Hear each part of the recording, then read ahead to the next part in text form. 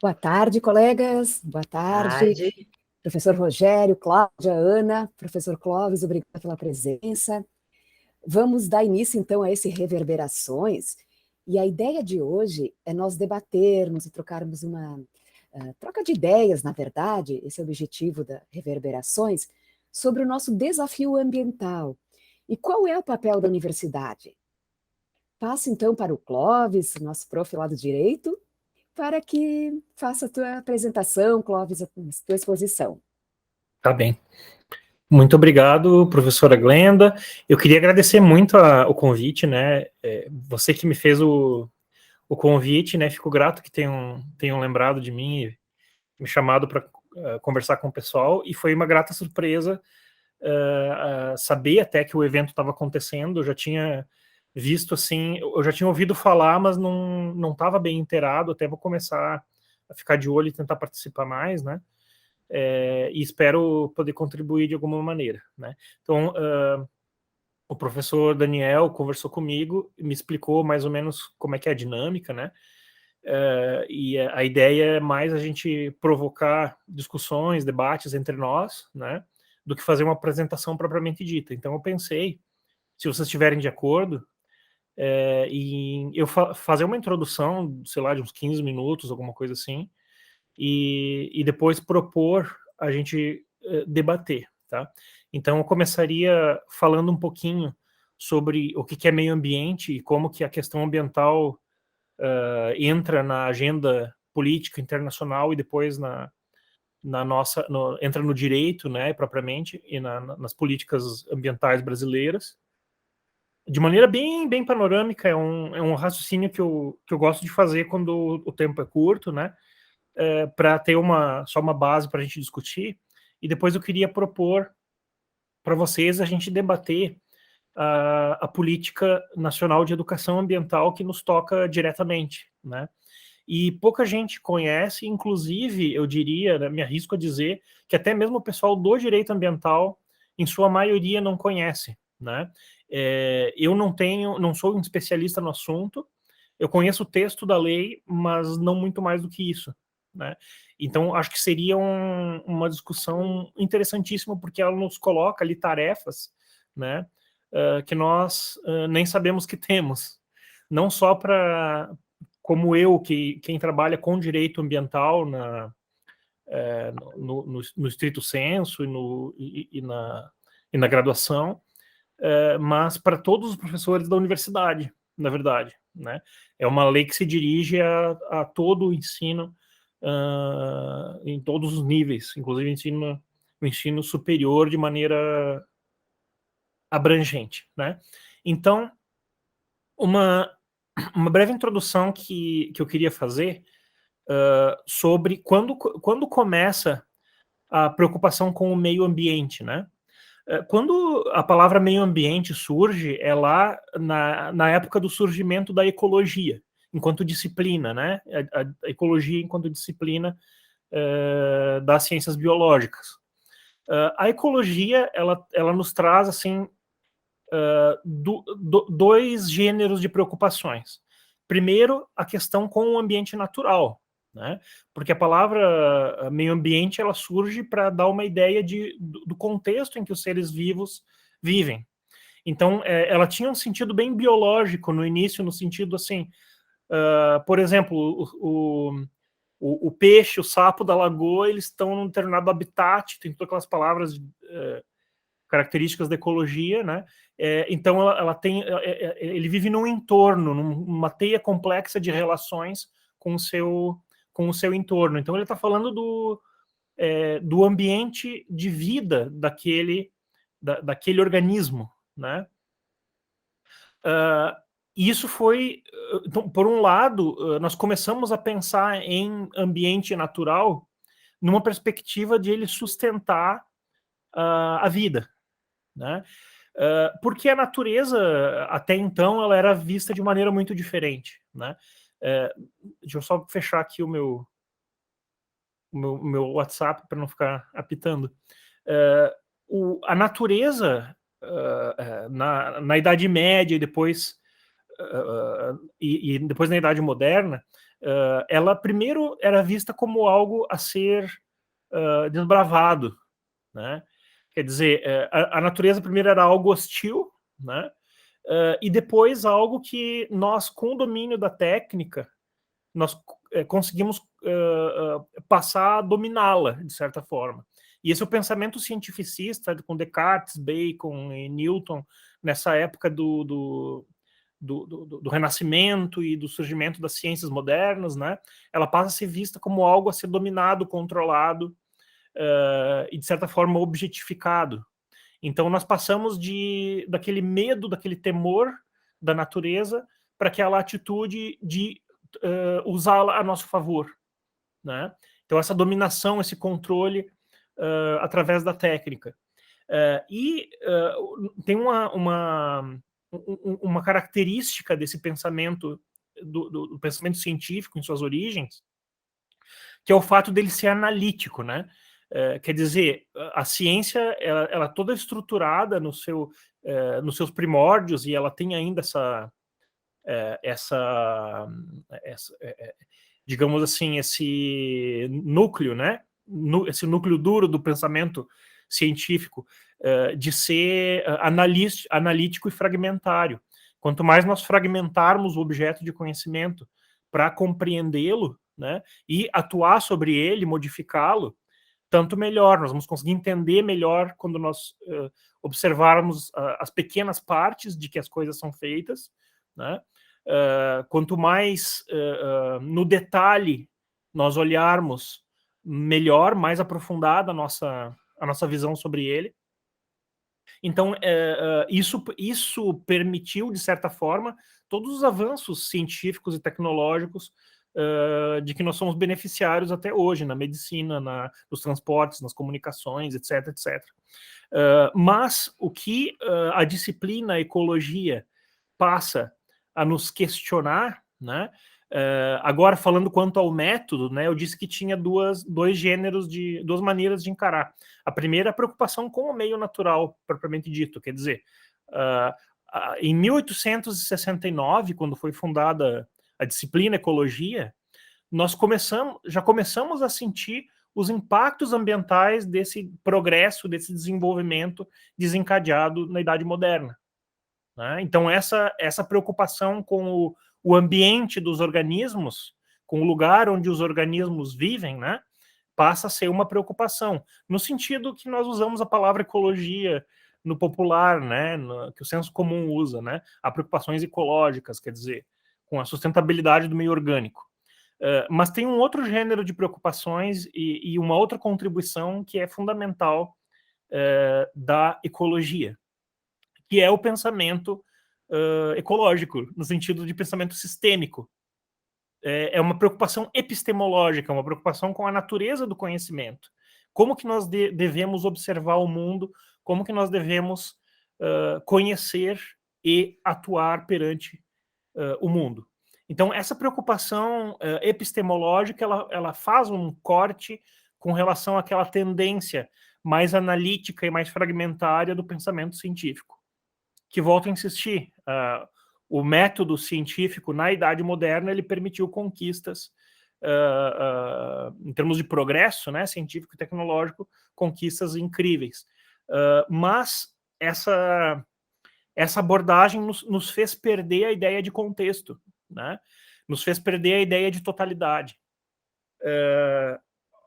Quanto mais nós nos especializamos no campo do conhecimento, e quanto mais em detalhes nós conhecemos o nosso objeto, mais especializado tende a ser esse conhecimento, então num círculo vicioso, que, volto a dizer, ele traz toda essa contribuição para o desenvolvimento das ciências, né?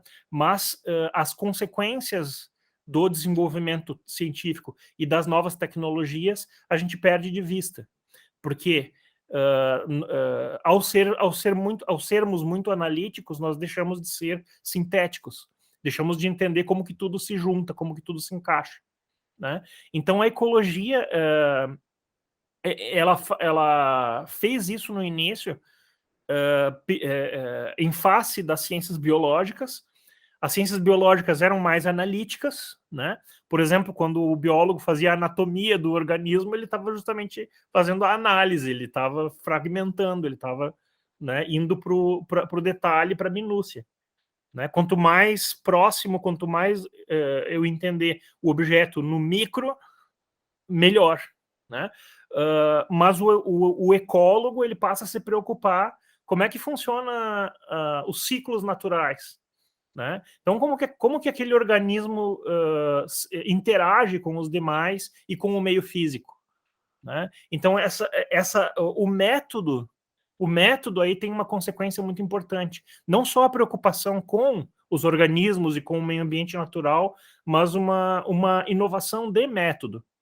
Né? Isso influencia muito. É claro que não é apenas a ecologia, mas ela é uma espécie de símbolo desse retorno para o sistêmico, para o complexo, para o holístico, né? Porque quando eu falo sobre esse assunto com os discentes, né? Eu digo assim, a gente estava dando zoom, né? E agora a gente está tirando o zoom e olhando como é que funciona com o big picture, né? Aquele olhar global, né? Então é um tipo de saber não menos científico, né? Porém preocupado com a síntese, preocupado como é que tudo funciona junto, né? Então eu vou falar em interação, eu vou falar em palavras que a gente tira da biologia e traz para as ciências sociais e humanas, né? Como a ideia de resiliência, sustentabilidade, autopoiese, enfim, essas palavras que saídas de um contexto, de um ramo de uma ciência específica, na verdade, elas provocam uma discussão epistemológica e eu diria até uma espécie de revolução epistemológica na medida em que quase todas as ciências, eu digo quase todas por ignorância, porque não posso falar de todas, nem mesmo panoramicamente, né? Mas a gente sabe que, né, para não dizer todas, quase todas as ciências têm tem um momento em que elas têm um retorno para o sistema, um retorno para o contexto. Né? Isso se vê em todas as áreas. Né? Então, alguns dos grandes avanços na medicina, por exemplo,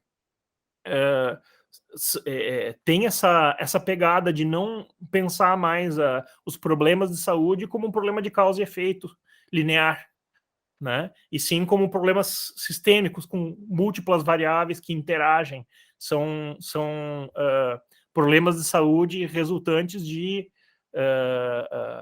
uma conjuntura, de um modo de vida, etc. Né? E não aquela ideia de que toda doença tem uma causa, uma única causa, e isso tem uma explicação lógica e linear. Não. Você tem que entender todo o contexto. Então, isso acontece na psicologia, isso acontece até na física e na matemática. Né? Esse retorno ao sistêmico, ao complexo. Por que eu estou jogando um monte de palavras? Porque existem diferenças, vocês sabem melhor do que eu, né? Muita gente até adota esses referenciais teóricos, mas nós temos autores que defendem um pensamento holístico, ou um pensamento sistêmico, ou um pensamento complexo. Tem diferenças, tem nuances, eu sei, mas todas elas têm algo em comum, que a gente sair da análise, da compreensão fragmentária das coisas, que é útil, né, que é muito importante. A tecnologia, o desenvolvimento tecnológico particularmente, depende disso, né, mas a ecologia nos leva a pensar o pensamento contextual, né? Bom, como que isso repercute? Agora eu vou falar um pouquinho, segundo momento, vou falar um pouquinho da política e do direito. E no terceiro momento vou propor uma discussão sobre a lei. Tá? Então, como que acontece isso? Nos anos 40, final da Segunda Guerra Mundial, em 45, criação da ONU, uma série de publicações, tanto acadêmicas quanto da literatura, começa a utilizar, por algum motivo, né, a palavra meio ambiente. A palavra meio ambiente, no século XIX, quando ela foi criada, ela tinha aquele sentido bem biológico mesmo. Então, o ambiente em que o sapinho da lagoa vive, né? Começa a se utilizar nos anos 40 a palavra meio ambiente com um sentido político, ou seja, identificando a nossa casa planetária, né? O planeta Terra como o espaço onde nós, os seres humanos vivemos, como a nossa casa, que é, digamos assim, que é base para o nosso futuro, sob o ponto de vista dos recursos naturais, do equilíbrio do que hoje nós chamaríamos de serviços ecossistêmicos, quer dizer, o ar puro, a água limpa, a diversidade biológica, tanto do ponto de vista utilitário quanto do ponto de vista axiológico, não importa, mas eu tenho essa ideia de que o meio ambiente é um assunto político, no sentido próprio da palavra. É um assunto que é de interesse de todos nós e sobre o qual todos nós temos responsabilidades e que nós temos que criar instituições para discutir e trazer soluções para os problemas relacionados à nossa casa planetária. Então, o meio ambiente aí ele tem um sentido muito diferente do que ele tinha no início. Embora ligado àquele sentido inicial, né, da ecologia enquanto disciplina, nós temos aí a ideia de meio ambiente, que em todas as línguas, exceto no português e no espanhol, é uma palavra só, né, como environment no inglês, né, e no português e no espanhol, por algum motivo também desconhecido, é uma expressão redundante, que é meio e ambiente, né, quando, em princípio, meio e ambiente significam a mesma coisa, embora alguns autores proponham diferenciações, né? Mas, enfim, podemos tomar como marco o surgimento da ONU, né? Como uma coincidência, mas que não é tão coincidência assim. A preocupação com as questões planetárias. Assim como a segurança global é uma preocupação, a primeira preocupação após o fim da Segunda Grande Guerra, né? O meio ambiente emerge como outra dessas preocupações essenciais da humanidade e, portanto, um assunto político e ético, né? Aí nós temos uma série, eu não vou cansar vocês, mas só para pontuar, nós temos, em 1972, a Conferência de Estocolmo. Nos anos 60, nós tivemos a emergência dos chamados novos direitos, questão de discriminação racial, questões de gênero, etc., LGBT, todas essas pautas de grupos sociais, e nós tivemos a emergência da temática ecológica com movimentos sociais, com movimentos empresariais, com partidos políticos. Foi uma época de efervescência desse assunto, né? E, em reação a isso, em 72, surge a maior conferência das Nações Unidas até então, que é a Conferência de Estocolmo, né? Aí nós passamos a discutir o meio ambiente humano. Nesse meio tempo, em 83, se forma uma comissão chamada Comissão Brundtland, porque era coordenada por uma mulher, bastante simbólico, que é a Gro Harlem Brundtland, primeira-ministra da Noruega na época.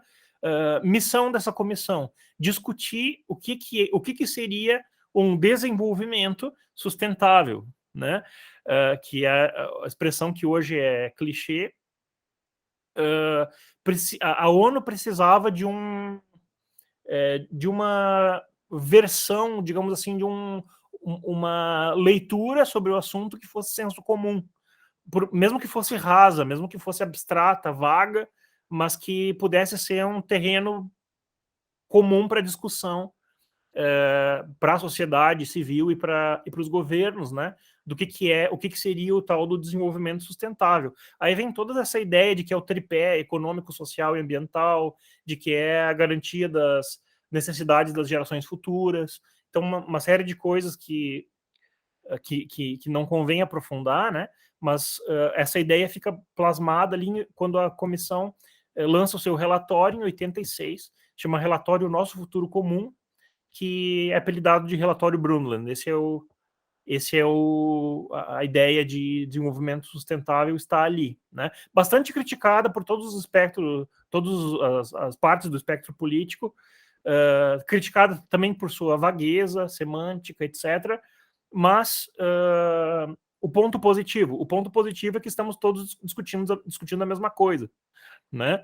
Então isso foi fundamental. Depois nós temos a maior conferência da ONU até então, superando a anterior, Rio 92. Na Rio 92 nós temos a Agenda 21, um plano para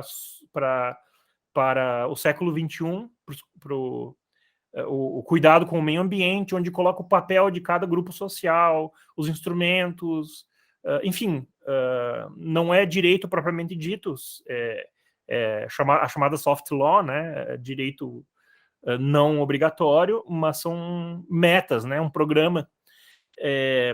Mas ali na Rio 92 nós temos tratados propriamente ditos, a Convenção sobre Diversidade Biológica, a Convenção Quadro sobre Mudança do Clima, uma série de outras coisas. Temos uma declaração de princípios de direito ambiental que nós usamos muito no direito, né? E assim por diante. Nós temos uma época vamos chamar de superinflação legislativa.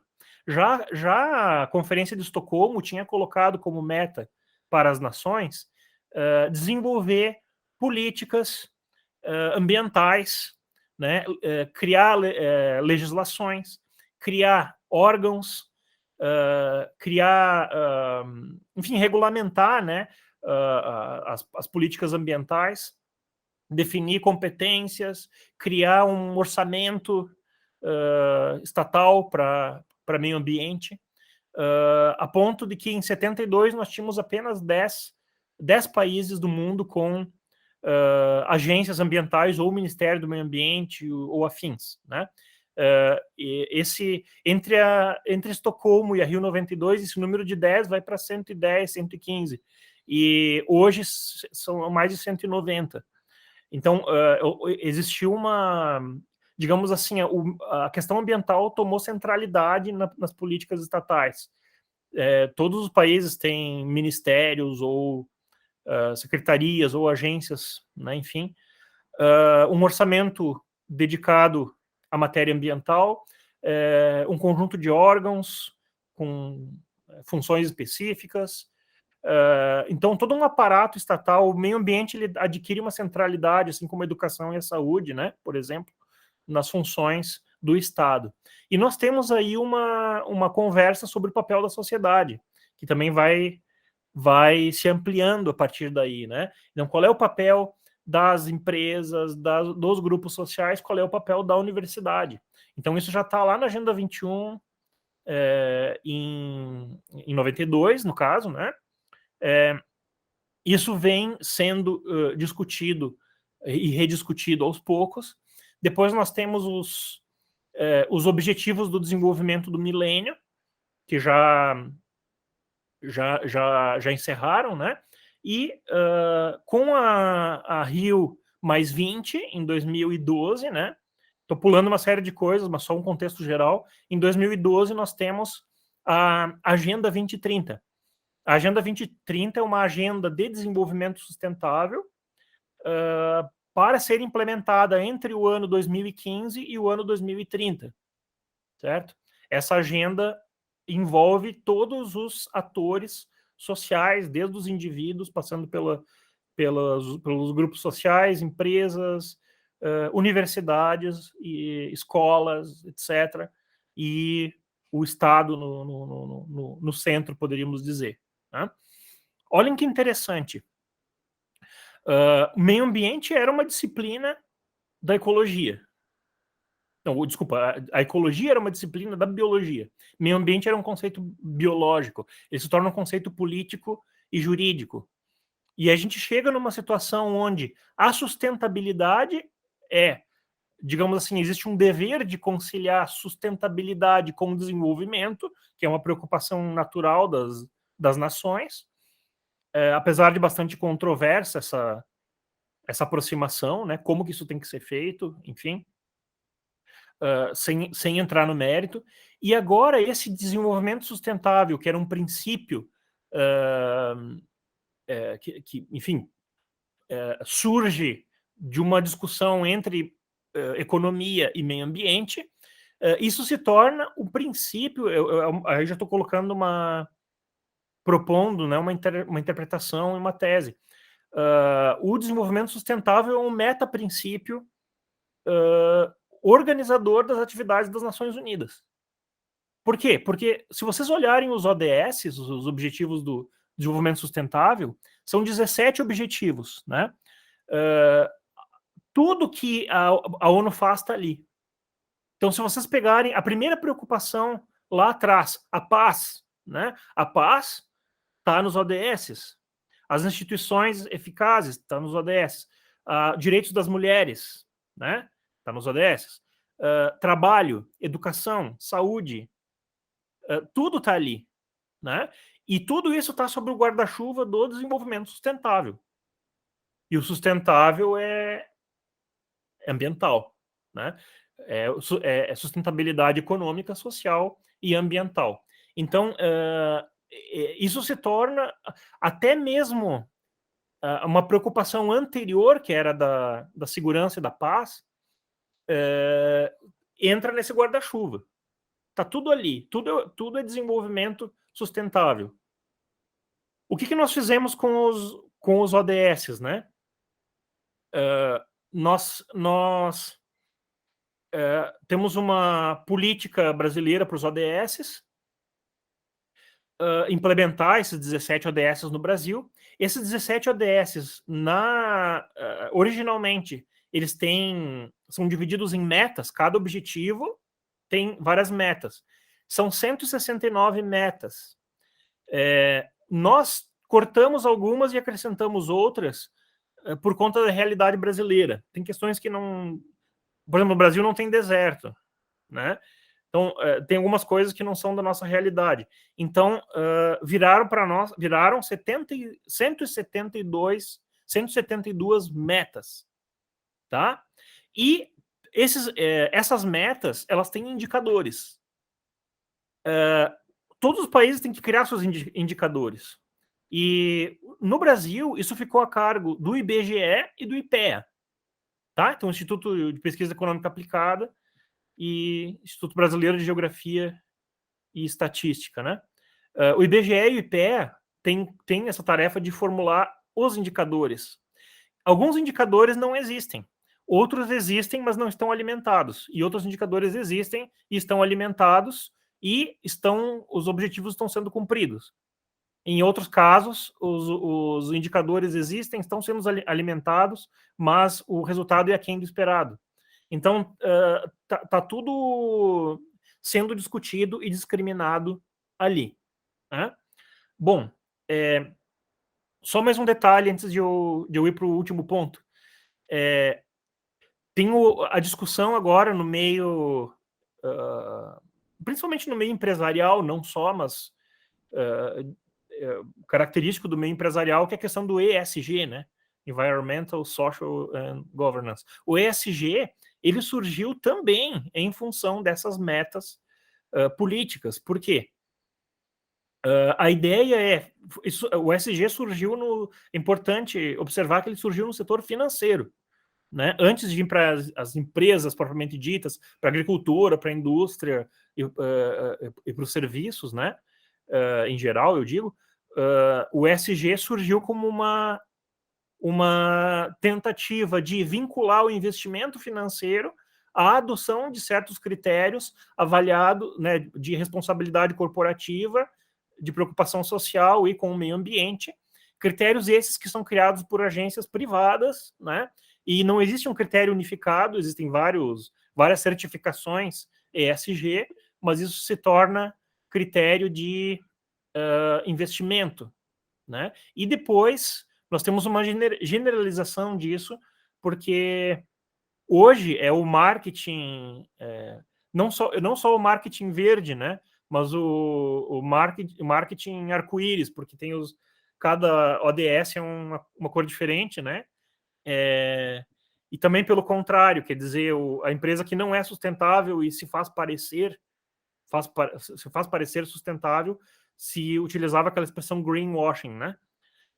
E agora eu tenho visto a palavra rainbow washing, né? Que é que é a empresa que é fake ESG, fake ODS, né? Mas isso também é uma preocupação, até mesmo essas métricas, como medir isso e como avaliar, né? E o que quer ser realmente ESG e o que quer contribuir para os ODS. O fato é que isso é uma, digamos assim, uma atribuição, uma tarefa, em primeiro lugar, do Estado desenvolver políticas para tanto, né? Mas envolvendo toda a sociedade naquela concepção multicêntrica. Então, todas as instituições públicas e privadas têm sua tarefa em face desses objetivos e dessas metas, né? Bom, isso por si só nos une a todos, né? Mas aí o terceiro momento que eu queria trazer é o papel específico da universidade. E para discutir isso, eu queria propor esse debate, é que eu sugeria a gente olhar a legislação, né, que trata da educação ambiental no Brasil. Não sei se a Prof. Glenda pode projetar para mim, a gente pode até ler alguns dispositivos. Então, essa política, Lei 9795, né, é política de educação ambiental. Aprovada em 99, tá? Então, eu vou só mostrar alguns objetivos, alguns pontos aqui para vocês, para a gente debater. Desculpa, Glenda, tu consegue aumentar um pouquinho? Dar algum tipo de zoom? Só um pouquinho, vamos ver como é que é. Tu abriu como... Aqui, será? Está, Aí... tá ficando bom. Obrigada, Glenda. Sim. Agora dá para enxergar. Bem. Isso. Tá bom assim? Tá bom? Tá. Então, é a Política Nacional de Educação Ambiental, tá? Então, nós temos ali, artigo 1º, entende-se por educação ambiental os processos por meio dos quais o indivíduo e a coletividade constroem valores sociais, conhecimentos, habilidades, atitudes e competências, é bastante coisa, né? Voltadas para a conservação do meio ambiente, bem de uso comum do povo, que é a classificação constitucional, essencial à sadia qualidade de vida e sua sustentabilidade. Tá. Artigo 2º. A educação ambiental é um componente essencial e permanente da educação nacional, devendo estar presente de forma articulada em todos os níveis e modalidades do processo educativo, em caráter formal e não formal. Tá? O artigo 3º, ele fala das incumbências, né? Então, ali no inciso 2, nós temos as instituições educativas promover a educação ambiental de maneira integrada aos programas educacionais que desenvolvem. Aí vocês vão perguntar, mas quais programas educacionais? Todos. A lei vai dizer todos, né? Isso pode parecer super exigente e utópico, né? Mas é o que a política pede, tá? Vou mostrar para vocês. Então, descendo um pouquinho, tem os princípios, tá? Podemos pular. Objetivos. Objetivos da educação ambiental. 1. Desenvolvimento de uma compreensão integrada do meio ambiente e suas múltiplas e complexas relações, envolvendo aspectos ecológicos. Vocês já vem uma questão que meio ambiente não é só meio ambiente natural no Brasil, né? Então, aspectos ecológicos, ok. Mas também aspectos psicológicos, legais, políticos, sociais, econômicos, científicos, culturais e éticos. Né? Eu vou só fazer uma pausa rápida aqui, né? Eu acho que os colegas já devem saber, mas né, para a gente debater. O meio ambiente no Brasil não é só o meio ambiente natural. Isso, inclusive do ponto de vista constitucional e legal e da jurisprudência, né? Então nós temos o meio ambiente, para nós, o meio ambiente natural, que são os ecossistemas, né? É o meio ambiente construído, e daí a gente entra, por exemplo, as cidades, né? As estruturas, as edificações, né? Os edifícios e os chamados equipamentos públicos, né? Quer dizer, as construções abertas, ruas, estradas, pontes, monumentos, e mesmo praças, né? Praça é um ótimo exemplo de como o artificial e o natural são inseparáveis, né? Aí nós temos o meio ambiente cultural. Daqui já envolve um monte de coisa, e mesmo dentro do cultural tem o histórico, tem o turístico, isso, então, todas essas preocupações é meio ambiente, né? O que é meio ambiente? É tudo aquilo que nos cerca, na medida em que isso garante, assegura a vida, a sobrevivência e a qualidade de vida. É o que diz a Constituição. Então, tudo aquilo que está ao nosso redor e que influencia a qualidade de vida são questões ambientais. E a gente geralmente associa só com natureza, né? A essência do conceito de meio ambiente é a natureza, porque é a base material da vida. Ok? Mas em cima dessa base material, nós temos todo um ambiente construído e todo um ambiente cultural, que também é uma construção simbólica, né? Uma construção imaterial, é uma produção humana também, né? A cultura. E tem outras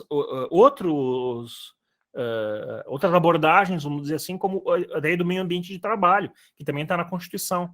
Então, quer dizer, você trabalhar num ambiente sadio é uma questão ambiental, né? Então, por exemplo, tem as pesquisas coordenadas pela professora Ana Camardello lá sobre os recicladores de resíduos, meio ambiente de trabalho, né?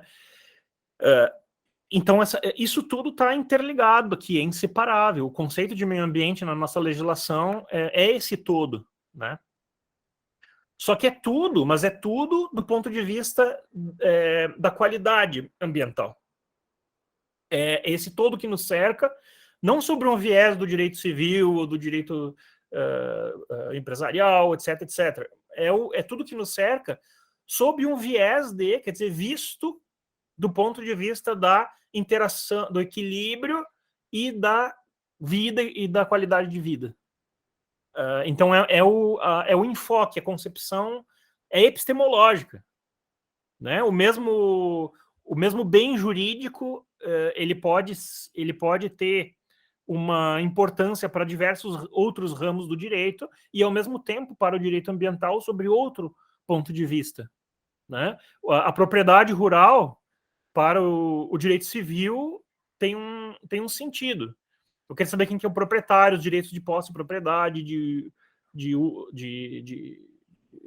uso e fruição, os contratos que vai ser... Ok, mas em que medida aquela propriedade contribui ou assegura a qualidade ambiental? Isso é um bem coletivo, é um bem de todos, é um bem da sociedade, e não do proprietário do imóvel. Ele pode ser dono do terreno, mas ele não é dono do meio ambiente. Então, a gente faz essas... Pode parecer óbvio, né? Mas por que a gente tem que falar de meio ambiente em todos os ramos do conhecimento? Todos, né? Bom, vamos baixar mais um pouquinho, acho que é na próxima sessão. Política de educação ambiental, tá? Pode seguir. Não, volta, desculpa, Glenda. Volta um pouquinho.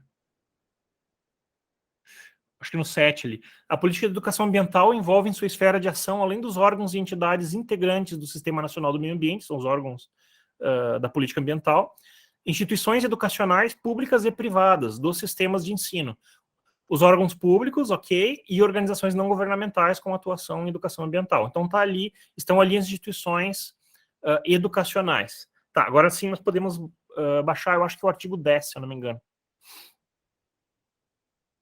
Pode correr um pouquinho, artigo 10. Estão me ouvindo? A Glenda que Acho que travou. Travou a Glenda. Aguardamos uns segundos. Glenda, descer por Aí, 10, tá. É a internet. 10. A educação ambiental será desenvolvida como uma prática. Isso que eu queria debater com vocês. Será desenvolvida como uma prática educativa integrada, contínua e permanente, em todos os níveis e modalidades do ensino formal. Parágrafo 1º. A educação ambiental não deve ser implantada como disciplina específica no currículo do ensino. Ele deve ser um conteúdo transversal de todos os cursos. Nos cursos de pós-graduação, extensão e nas áreas voltadas ao aspecto metodológico da educação ambiental, quando se fizer necessário, é facultada a criação de disciplina específica. Então, aí sim, uma exceção ao item anterior. Tá? Artigo 11. A dimensão ambiental deve constar dos currículos de formação de professores em todos os níveis e em todas as disciplinas. Né? Os professores em atividade devem receber formação complementar. Ela caiu. Além da lei, ela caiu. Tá. Tu quer que eu coloque... Não, mas eu estava no final. Acho que nem precisa. Nem precisa, porque estava no finalzinho. Uhum. Então, o que a gente tem ali, né? O que eu queria trazer para reflexão? Os objetivos do desenvolvimento sustentável e a pauta ambiental, de modo geral, são hoje uma pauta central nuclear das Nações Unidas. Tá? E uma pauta constitucional, claro, e nós temos políticas específicas para o desenvolvimento dos ODS no Brasil. Né? Para o setor privado, o ESG, que está diretamente vinculado aos ODS, hoje é uma prioridade discutir isso, porque a maior entidade econômica, vamos dizer assim, do mundo, que é a BlackRock, que movimenta 16 trilhões de dólares, tem como prioridade investimento no mercado de ações em empreendimentos ESG. Né? As universidades têm um papel central na Agenda 21, nos ODS e na legislação brasileira na política de educação ambiental. As universidades devem incluir a educação ambiental em todas as áreas, né? E de maneira permanente e transversal. Né? De maneira permanente e transversal, não como um componente curricular apenas, né? Mas como numa perspectiva integrada, de integração entre as diversas áreas do conhecimento dentro da universidade e de integração dentre as disciplinas, né, dos cursos de graduação e pós-graduação. Né?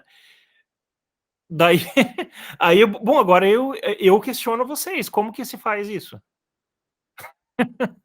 Né?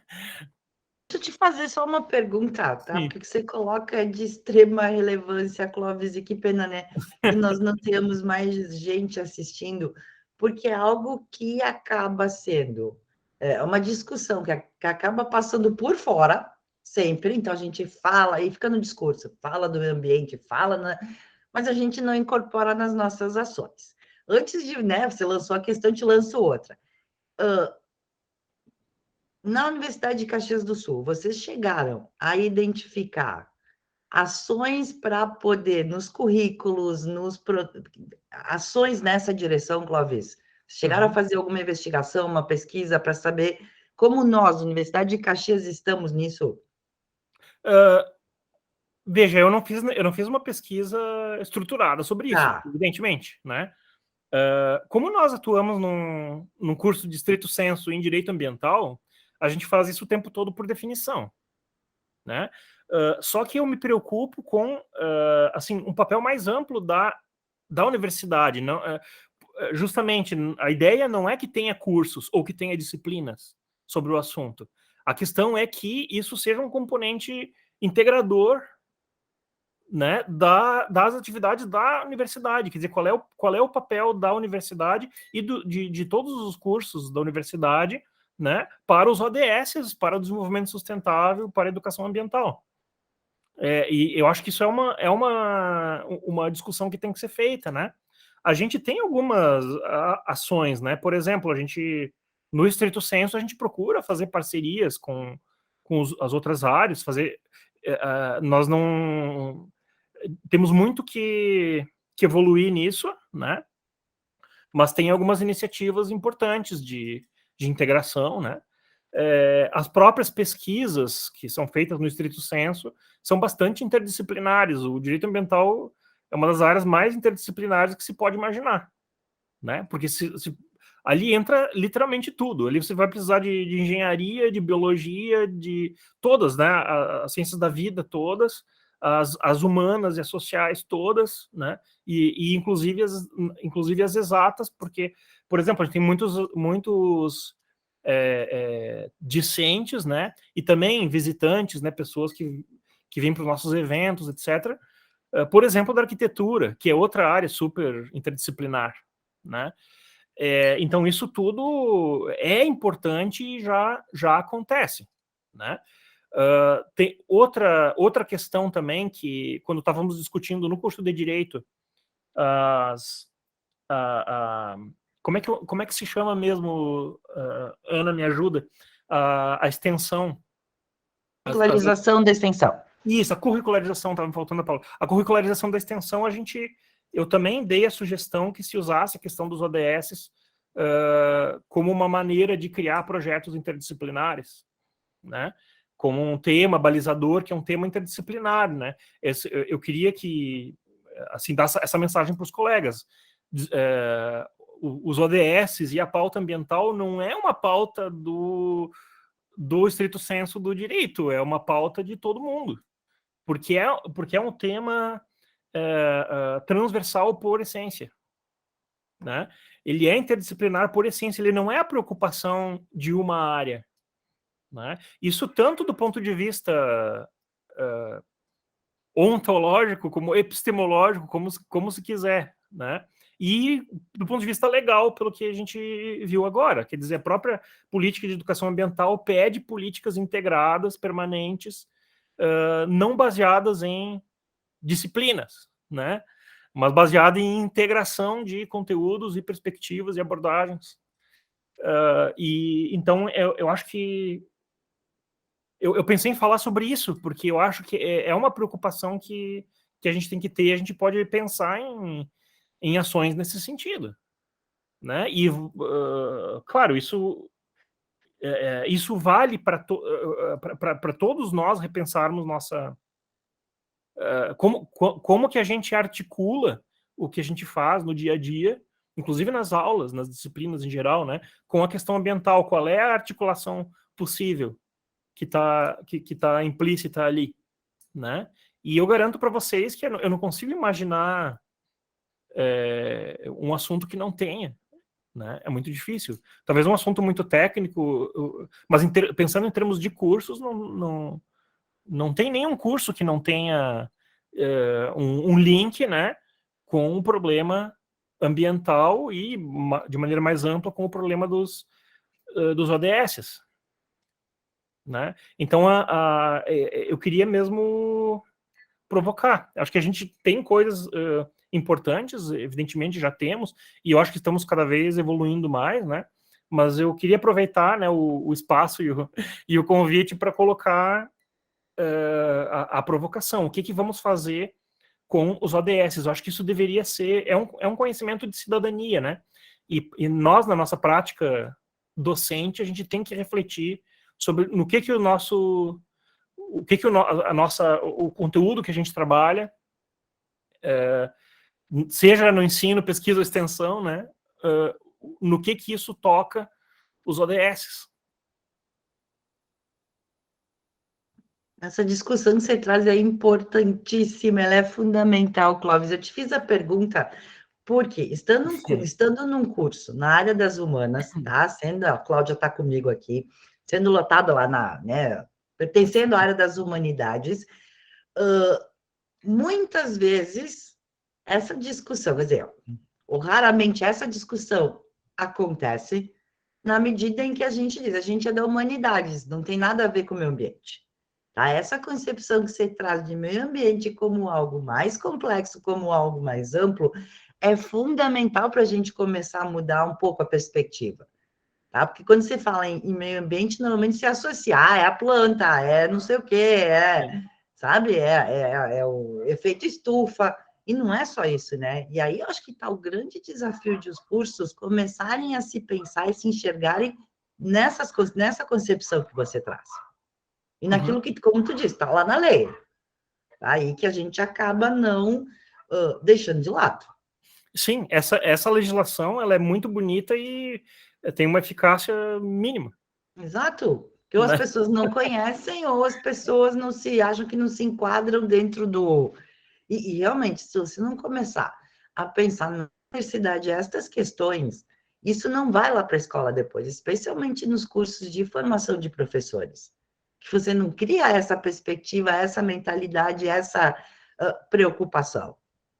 Às vezes eu vejo, assim, por exemplo, na pedagogia, projetos não tão estruturados e mais espontâneos, né, de professores e de pedagogos que atuam com as crianças menores, projetos mais espontâneos, mas que acontecem. Sim. Diferentemente de pensar na licenciatura dos anos finais ou dentro da própria universidade, né? Uma coisa que não é muito ambiciosa, que é relativamente fácil, eu acho, é justamente a gente fazer alguma coisa no nível da formação dos professores. Exatamente. Né? Trazer gente para falar sobre os ODS, vinculado à educação, isso. Isso, e fazer cada um fazer essa reflexão individual, né? Como que eu me relaciono com esses tópicos aí, né? A meu conteúdo, a disciplina que eu trabalho, né? E eu garanto que todos vão encontrar, não tem como. Aquilo ali é uma pauta belíssima, né? Podemos discutir, ela tá assim, estudar os ODS não significa necessariamente concordar com a maneira como eles são colocados. Isso também a crítica faz parte também. Mas a ideia é que é um solo comum de discussão, é um tema que agrega. Agora a gente sabe o que discutir. Que o professor Juliano tem batido nisso, o professor Juliano Gimenez, né? Tem batido nisso nessa discussão já faz um bom tempo, né? Professora Glenda ia falar. Me desculpem que caiu a internet aqui em casa. Eu estava mesmo pensando que ali a lei diz que não precisa ser uma disciplina autônoma nas escolas, né? A educação ambiental. Então, eu concordo com vocês, né, colegas, que devia ser através da formação dos professores, e mesmo nós na universidade, para tentar inserir mais, porque eu estava aqui refletindo o quanto eu faço isso na minha disciplina, e cada um aí na sua, né? Clóvis, a gente trata um pouco de crime ambiental, mas não com essa base toda, com essa concepção, né? Eu acredito que formando os professores, e talvez agora o próprio NUPRO, né, Ana, disponibilizar esse tema com maior profundidade para estudar as ODS, eu acho bem interessante. Tu falaste agora, Glenda, eu sei que tem um aspecto técnico, né, do direito penal, que até não entendo, não é minha área, né? Mas, claro, tem os crimes ambientais, já é, você vê como sempre tem, né? O vínculo sempre vai ter. Além dos crimes ambientais, eu fui fazer o pós-doc em Nova York, né? E eu vi a história do parque, tem o Bryant Park, que é na Avenida 42, lá, entre 42 e 45. Era um ponto de altíssima criminalidade em Manhattan. Através de um projeto arquitetônico, assim, um arquiteto, uma arquiteta, eu acho, e um sociólogo. Foram 2 coordenadores do projeto. Então, olha só, a arquiteta pensou o espaço, o sociólogo pensou justamente como que as pessoas vivem, né? Com a reestruturação daquele parque, não tem mais criminalidade ali. Por quê? Porque até o visual influencia. o quanto que você enxerga, se o espaço é ocupado, se aquilo ali está ocupado 24 horas por dia, né? Tem bar, tem patinação no gelo, tem não sei o que lá. É um espaço iluminado, aberto, acessível. Então, a modificação arquitetônica do espaço, né?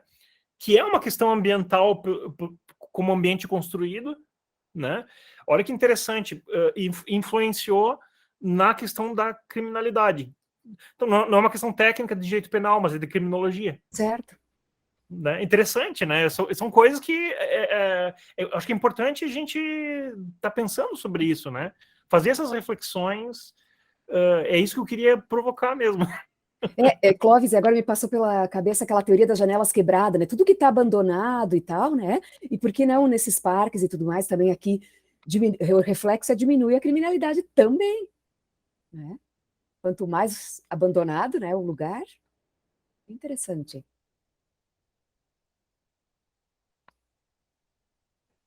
Bom, a gente estava falando, né, na questão da educação, um dos ODS é educação de qualidade, né? Exato. Que passa muito pelos programas de formação de professores, e de modo geral, né? Exato. Quer dizer, tem a ligação do conteúdo das nossas disciplinas e projetos com os ODS, e esse daí que é estrutural mesmo, porque trata da nossa atividade como um todo, que é a educação. E é muito interessante, tem um site, agora eu não vou saber dizer, mas é fácil de encontrar, você coloca ODS, acho que é ODS Brasil, que tem as metas e os indicadores brasileiros com os indicadores do IBGE e do IPEA. O DS Brasil. Eu não posso abrir agora porque eu estou sem meu teclado. Eu estou abrindo aqui. Indicadores brasileiros para os Objetivos de Desenvolvimento Sustentável. Vamos lá.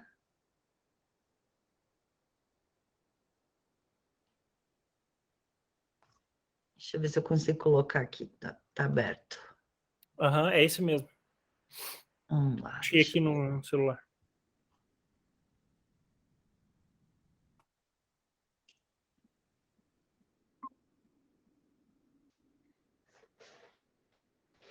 É isso aí. Então você tem os 17, né? Aí se você clica em um deles, vai aparecer as metas e os indicadores. Assegurar. Opa, desculpa. Isso. Em verde, os indicadores já produzidos, em amarelo, em construção, e o azul. E não se aplica cinza, ao Brasil. não se aplica. Isso aí. Que legal, Clóvis. Olha só, são dados importantíssimos que dão muito subsídio para poder fazer a discussão, né? Com certeza. Muito bom. Quadro geral dos indicadores, vamos ver aqui. Número total de indicadores, 254. Olha aqui, ó, esse dado que importante.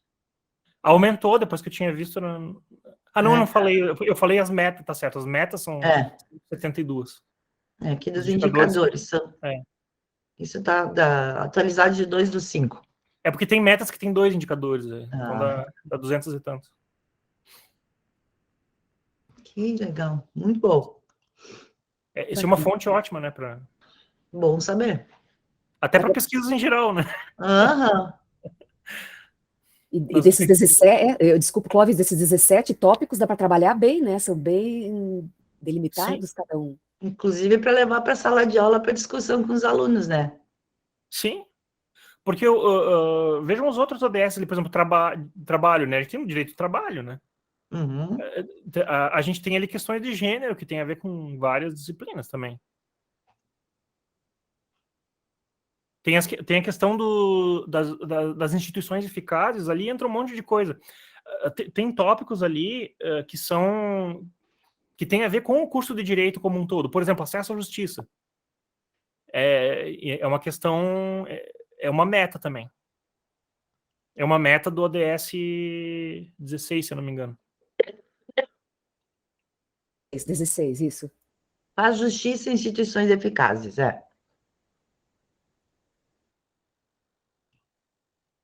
Tem muitas coisas ali relacionadas ao sistema de justiça como um todo, né? Não uma disciplina específica.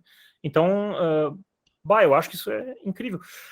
De repente, a gente podia promover, né, alguma coisa nas atividades de início de semestre, né?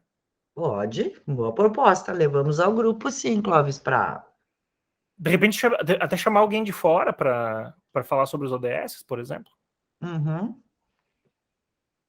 Boa sugestão, né, Ana? E até Tem, inclusive, algum nome para indicar, Clóvis?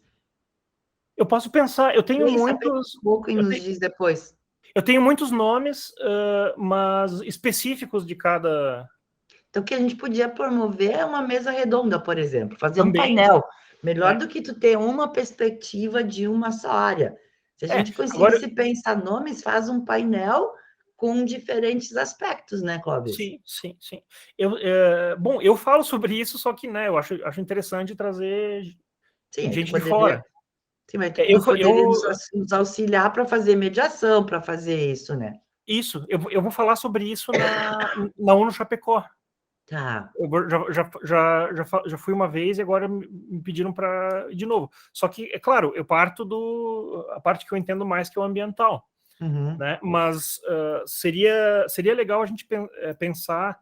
Eu posso ver nomes de pessoas que trabalhem não de maneira pontual, um ODS ou dois, mas que falem sobre os ODS como um todo. Exatamente, de diferentes áreas do conhecimento, Isso, talvez até alguém do IPE, por exemplo.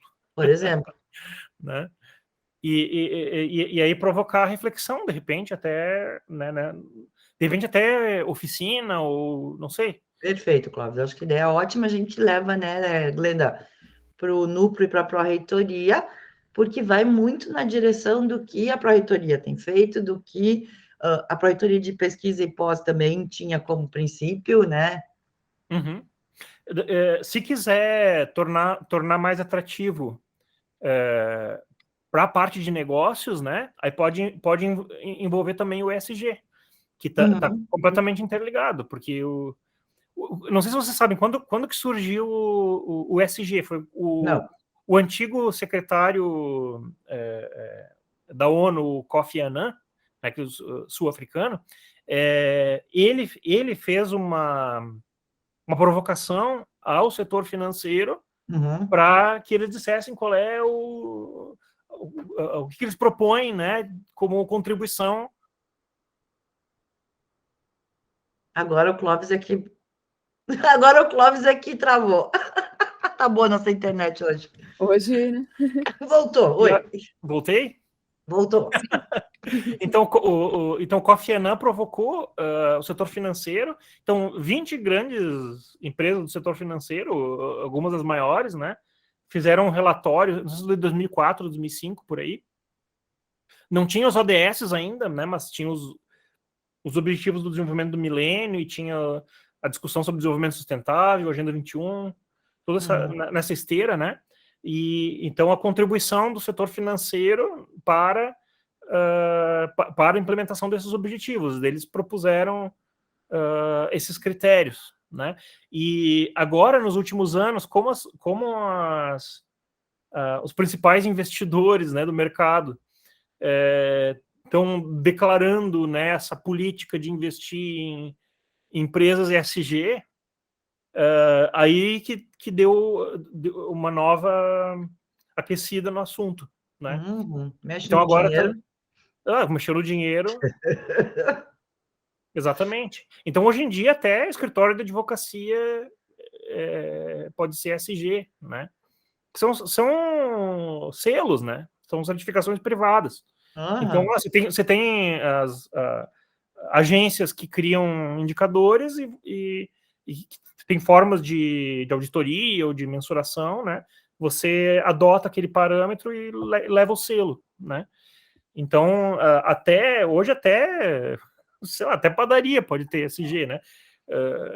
Era uma coisa do mercado de ações, né? Depois entrou a indústria, né? Também não sei em detalhes isso, mas foi expandindo e hoje hoje está avançando para os pequenos negócios também.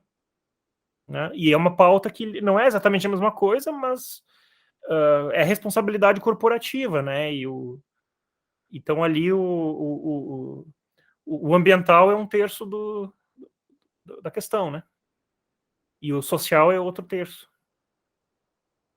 E o outro é, né, a governança, boa governança. Então tem toda a relação também, né? Dá para, se for o caso, né? Também dá para envolver. Certo. Fica a ideia. E aí, mais alguma opinião, sugestão? Estamos nos encaminhando ao final, né? Vamos terminar um pouco antes. Professor Rogério, Ana, Clóvis. Não, eu só... Professor Clóvis. Eu também. Eu estou bem cheia de coisa na cabeça, mas estou bem. Eu não tenho uma pergunta, eu tenho uma constatação. Eu acompanho essa questão ambiental desde a época 91, porque eu estava lá na Faculdade de Santa Úrsula e, por acaso, quando fui lá no Rio Centro, com o senador da República, Fernando Collor de Mello, né? Prometeu-se mundos e fundos. Em 87, 88, tem um fundo X-Bank, um fundo japonês, não sei se são, isso eu falei para os meus alunos, ainda tem que pesquisar bem, não sei se são 200 milhões de dólares ou se são 2 bilhões de dólares para despoluir aquele esgoto que é a Baía de Guanabara, no Rio. Isso foi em 89.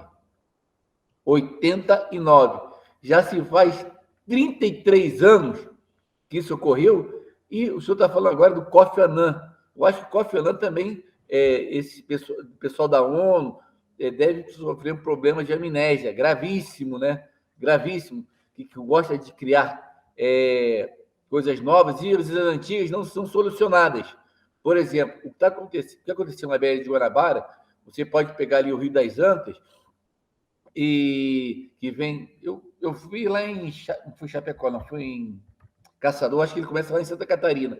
Se o senhor pegar a quantidade de poluentes que são jogados no Rio das Antas, desde a sua nascente até ele se encontrar aqui em Faria Lemos, indo para aquele campus que eu fui, não lembro, esqueci o nome agora do campus, de Guaporé, que viram quase um esgoto a céu aberto, né?